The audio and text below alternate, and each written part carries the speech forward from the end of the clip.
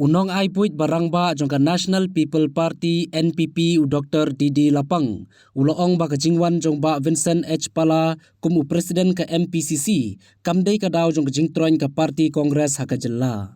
La ban kadau hangne bau Dr. Didi Lapang lalong menteri rangba barim ka jela. Ula no eka Parti Kongres haka khatsan tarik unai lur arajar khatpra. Bat penyeso no elade syaka Parti NPP kumunang ay puit kane ka sengsain perthai. Uba Lapang uloong ru baga Jingtroin ke Parti Kongres haga jela, omla ban keno uba pala, namar baga jing sedang jong Jingtroin ke Kongres Kadei Naduh na Delhi.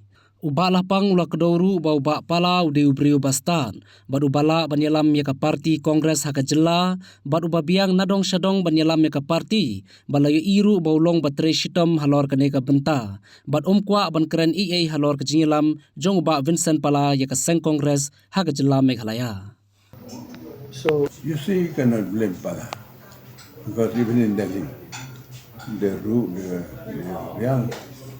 real base of the Congress is so broken to pieces, and they have lost the credibility, And though they may say or not say, but some weaknesses are there.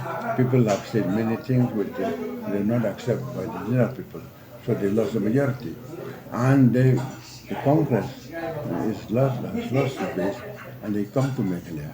Meghalaya somehow they have so lost the credibility.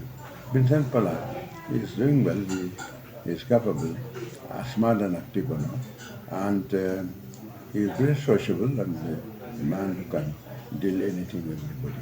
So now I don't say they have done the wrong thing, but the real thing is if we will contest next election, they will see whether the people are going to see will elect him or only the people of the parliamentary constituency will send him again.